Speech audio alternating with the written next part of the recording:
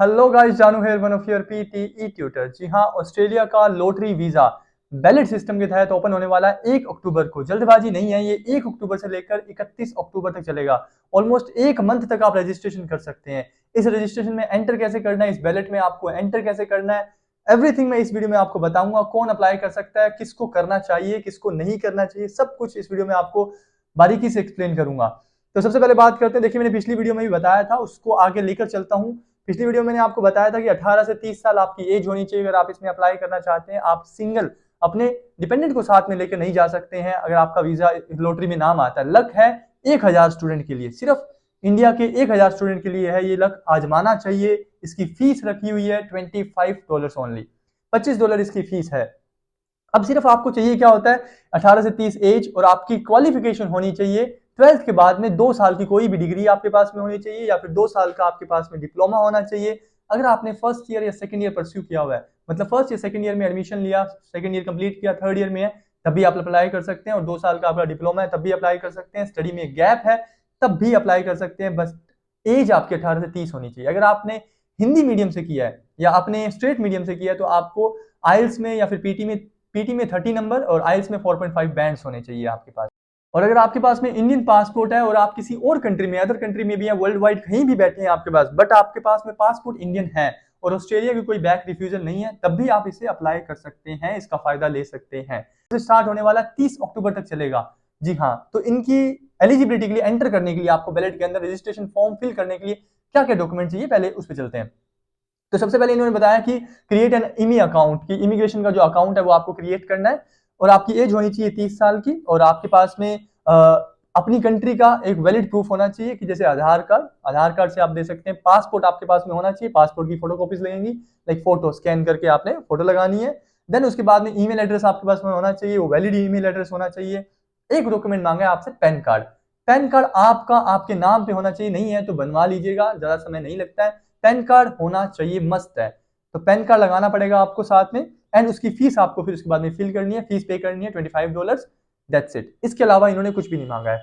31 अक्टूबर तक चलेगा।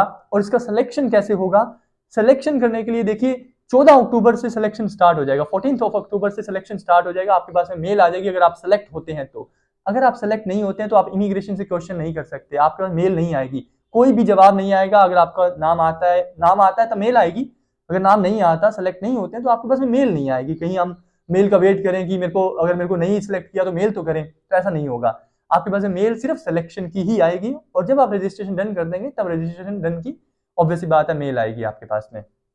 एंड उसके बाद में ये जो सिलेक्शन पीरियड है 14 अक्टूबर से लेकर अप्रैल तक चलेगा, 30 अप्रैल तक चलेगा। ऑलमोस्ट 3-4 महीने आपको सिलेक्ट करने में लगाएंगे। ये 3-4 महीने में आपको सिलेक्शन देंगे और 1000 कैंडिडेट्स को लेंगे। देखिए, पहले मैं बता दूं, अगर आपकी ऑस्ट्रेलिया की रिफ्यूजल है तो आप अप्लाई नहीं कर सकते। किसी भी चीज से आपने ऑस्ट्रेलिया अप्लाई किया था और आपकी रिफ्यूजल है तो आप अप्लाई नहीं कर सकते। हाँ, अप्लाई कर देंगे, बट बाद में जब आपका नाम आ जाएगा बैलेट में, तब आप जब एक्चुअल डॉक्यूमेंट जब आप प्रोवाइड करवाएंगे तब भी ये आपको रिफ्यूज कर सकते हैं। इसीलिए इन्होंने कहा है कि आपके डॉक्यूमेंट वैलिड होने चाहिए, हम आपको बैलेट में एंटर करवा लेंगे। उसके बाद में आपका लकी नाम आ गया, अब आपके अगर डॉक्यूमेंट सही नहीं हुए तब भी हम आपको रिफ्यूज कर सकते हैं, ये भी इन्होंने कहा है क्लियरली।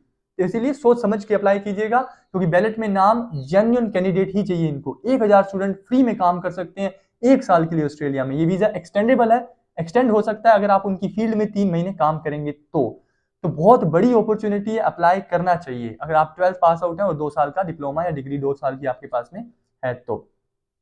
अब एक और चीज इन्होंने बताई है कि देखिए 30 अप्रैल तक आपको ये सिलेक्शन पीरियड का टाइम देते हैं। अगर आप सिलेक्ट हो जाते हैं तो आपको ऑलमोस्ट $5000 आपको फंड दिखाने पड़ेंगे कि आप ऑस्ट्रेलिया में आने के लिए एलिजिबल हैं, तो आपको वो दिखाना पड़ेगा ऑलमोस्ट।